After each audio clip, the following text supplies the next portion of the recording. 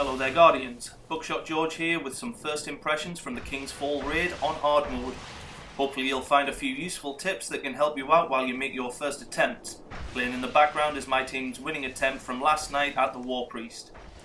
Now firstly, and this is probably obvious, but expect the enemies to be more difficult to kill. They deal more damage and take a few more bullets to finish off. Like your Nightfalls and like your first attempts at other raids, playing cautious and staying alive will always trump an MLG Pro clutch move which results in your death. Which brings me to my second point, and something I forgot time and time again last night. You cannot revive. This makes my first point even more important, as the vast majority of this raid, especially at light levels below 310, go a lot easier with a full fire team. Thirdly, and possibly the most difficult for some players, try and find a team which works well for you.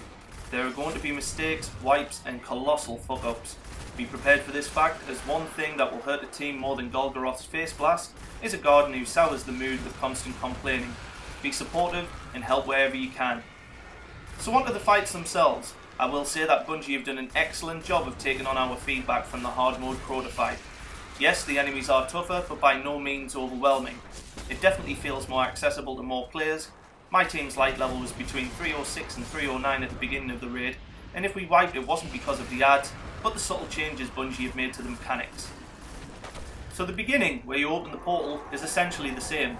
The ship jumping as well, except there is now no checkpoint ledge to jump on, which I'm sure will be fun for those people who, despite being pro killers, just can't seem to get their jumps correct. The War Priest's door is essentially the same also, save for a few yellow bar sword knights looking to slice you up. The additional damage dealt by ads will be an eye-opener here, but still nothing major to worry about. Next we have the War Priest. The mechanics of the fight are the same, ads look to be the same in numbers, and the damage dealt to the War Priest will mean most coordinated teams should get this done without too much of an incident. One thing to note, after every Oculus, the War Priest will gain a new attack to go with the massive shit-stomping gun he already has. My team experienced two different attacks. First was the big cloud, usually thrown by fallen captains, and the second being the homing shots usually fired from a consumed hobgoblin. As long as you are aware of them and dodge them when you see them, there's nothing else really to do but to follow the mechanic as normal. Next up is Golgoroth. Now this sack of shit causes enough problems already to most fire teams, but again it's good to note that nothing much has changed. Bungie has definitely made good on their promise to give us an extra plate to spin. The extra plate this time is one Guardian that jumps into the pool of Reclaimed Light will get a debuff called Unstable Light, essentially turning them into a ticking time bomb ready to blow you up and cause an insta-wipe. It should be noted that the Unstable Guardian will not die themselves from the explosion, but will take out anyone else in the blast radius. Whoever gets the debuff jumps out when they are about to explode, and then jumps back in for DPS. The battle is already about strong communication, so keep talking to each other and you will be fine. After the next jumping puzzle comes the Death Singers. Apart from the increased strength adds, the only difference is speed. Usually after one DPS on the first Death Singer on normal mode, you will get around 10 to 15 seconds to clear ads and get ready for the next round of jumping. On hard mode, the turnaround happens straight away. This means your team has to be ready to get to their respective platforms and get ready to go.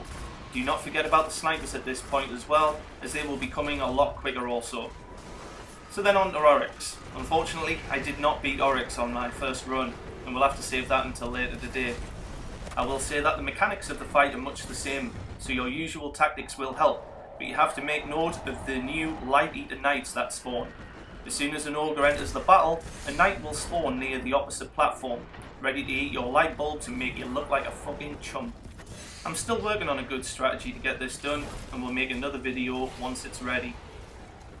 So the hard mode gets a big thumbs up from me. Some people will complain that it's too easy, some people will complain that it is too hard. I believe Bungie have struck the balance just right. Enemies are a little tougher, they've added a little extra something to beef up the boss fights, and unlike Crota's End, this definitely feels less if I complete the raid, and rather when I complete the raid. And that brings us to the end of the video. If you're planning on jumping into the raid, I hope you enjoy it and RNGesus is smiling down upon you. A like and subscribe is always appreciated by all Buckshot, and feel free to stick around and watch my team defeat the War Priest. I hope to catch you around the tower.